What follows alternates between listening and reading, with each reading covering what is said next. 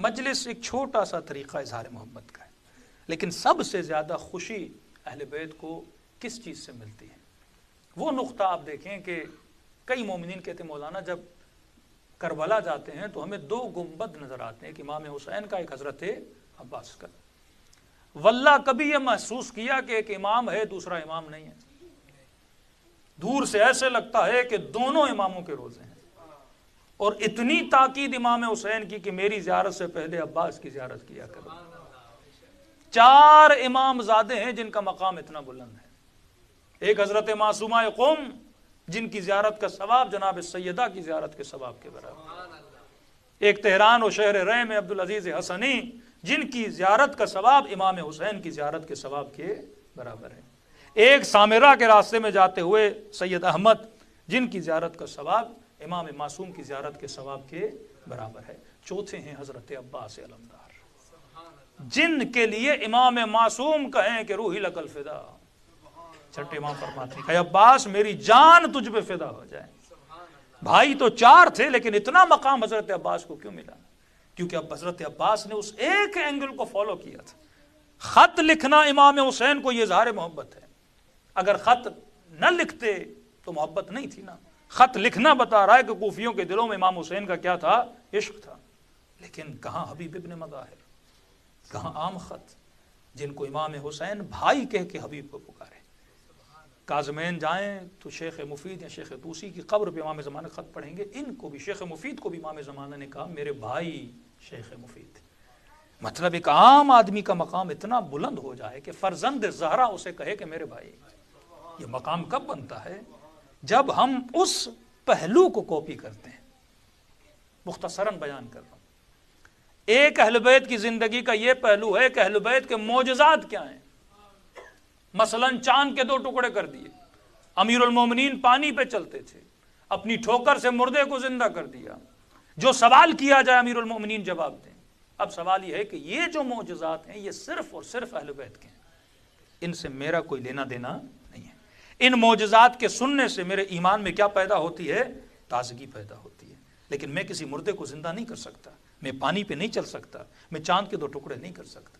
دوسرا یہ کہ بھائی امام حسین کیا پہنتے تھے، امام حسین کیا کھاتے تھے، امام حسین کا گھر کیسا تھا۔ کئی لوگ جاتے ہیں نجف میں مولا علی کا گھر دیکھ کے آتے، مومنہ نے میسج کیا کہ مولانا میرے شوہر نے میرا جینا حرام کر دیا۔ میں نے کہا کیا ہوا؟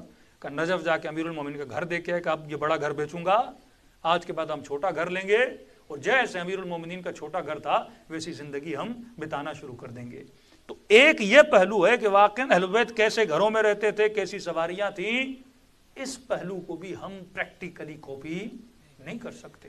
نہ ویسے گھروں میں آج ہم رہ سکتے ہیں، نہ وہ جو کی سوکھی روٹی ہم کھا سکتے ہیں، نہ 1000 رکعت نماز ہم پڑھ سکتے ہیں، ہماری استطاعت میں نہیں ہے۔ دوسرا ٹائم وائز ہر زمانے کی اپنی فیسلٹیز ہوتی ہیں۔ اگر وہ زمانے میں گھوڑے پہ سواری کرتے تھے تو آج کیا ہم گھوڑوں پہ سواری کریں؟ ایک بچے نے اچھا کوشچن کیا کہ مولانا بار سننے میں آتا ہے نا بچے امام زمانہ آئیں گے، اکثر فلموں میں دکھاتے ہیں گھوڑے پہ آئیں گے، تو میں نے کہا کیا مطلب؟ مولا گھوڑے پہ جائیں گے، آپ لینڈ کروزر پہ جاؤ گے؟ یہ کیسی آپ کی سوچ ہے کہ امام زمانہ آئیں گے اور دا ٹائم کی جو ٹیکنالوجی ہوگی اس ٹیکنالوجی کو کیا کریں گے؟ ریجیکٹ کر دیں گے۔ تو میں نے کہا یہ بتاؤ ایک بندہ گھوڑے پہ جائے ایک بندہ گاڑی پہ جائے، پہلے کون پہنچے گا؟ تو اگر مولا نے معجزے سے ہی پہنچنا ہے تو طے العرض کریں گے، پھر گھوڑے پہ کیوں جائیں گے؟ اس زمانے کی سواری اگر خچر تھی تو خچر پہ، اونٹ تھی تو اونٹ پہ، ہاتھی ہوگا تو ہاتھی پہ، گھوڑا ہوگا تو گھوڑے پہ۔ آج کے زمانے کی سواری اگر گاڑی ہے تو گاڑی پہ۔ مسئلہ شریعت کا ہے، اگر سواری حلال ہے تو اس پہ سوار ہونا حرام نہیں ہے۔ اس زمانے کے جو کپڑے تھے وہ زمانے کے تھے، آج کے زمانے کے جو کپڑے آج کے زمانے کے ہیں۔ اس زمانے کے کھانے تھے کہ مولانا مجلس میں نیاز کا ہے کہ بریانی ہے کہ نہیں، اہل بیت نے کبھی بریانی نہیں کھائی۔ ہم بریانی نہیں کھائیں گے، ہم سویاں اور کسٹرڈ نہیں کھائیں گے، جو اہل بیت کھاتے تھے ہم وہی کھائیں گے۔ جناب والا ایسا کچھ بھی نہیں ہے۔ اس زمانے میں وہ جو پہنتے تھے یا کھاتے تھے وہ اپنے زمانے کے حساب سے کھاتے تھے۔ اب پوری دنیا تو عربستان میں نہیں رہتی نا، کوئی ایران میں رہتا تھا، کوئی زمانے میں ہندوستان میں رہتا تھا، ہر زمانے کے اپنے کپڑے اور اپنا لباس ہوتا ہے، اس میں کوئی حرج نہیں ہے۔ تو پہلا پہلو اہل بیت کے معجزات جن کو پریکٹیکلی ہم فالو نہیں کر سکتے۔ دوسرا یہ کیا کھاتے تھے، کیا پیتے تھے، کیسا لباس تھا، اس کو بھی ہم پریکٹیکلی فالو نہیں کر سکتے۔ تیسرا پہلو اہل بیت کی زندگی کا، جس کو عباس نے فالو کیا، جس کو سیدہ زینب نے فالو کیا، جس کو حبیب ابن مظاہر نے فالو کیا، جس کو امام خمینی نے فالو کیا، جس کو شہید حسینی نے فالو کیا، جس کی امت کے علماء نے فالو کیا، وہ تھا امام حسین کے بتائے ہوئے اصول۔ اصول یہ تھا کہ ظالم کے مقابلے میں کھڑا ہونا، یہ حسین کا اصول تھا۔ شجاعت کا مظاہرہ کرنا، یہ حسین کا اصول تھا۔ اپنے امام زمانہ کے ساتھ وفا کرنا، یہ عباس کا اصول تھا۔ اب شاید آپ کہیں کہ مولانا یو کے میں رہتا ہوں، بریڈ فورڈ میں رہتا ہوں، کھانا کون سا کھاؤں؟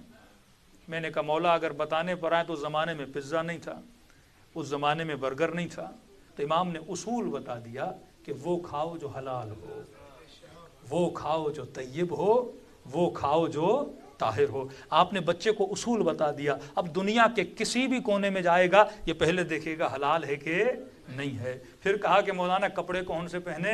امام نے اصول بتا دیا، لباس وہ پہنا جس میں حیا پایا جاتا ہو، جس میں عفت پائی جاتی ہو۔ تو اگر اصول کو فالو کیا جائے تو دنیا بھی آباد ہے، آخرت بھی آباد ہے۔ صلوات پڑھے محمد و آل محمد۔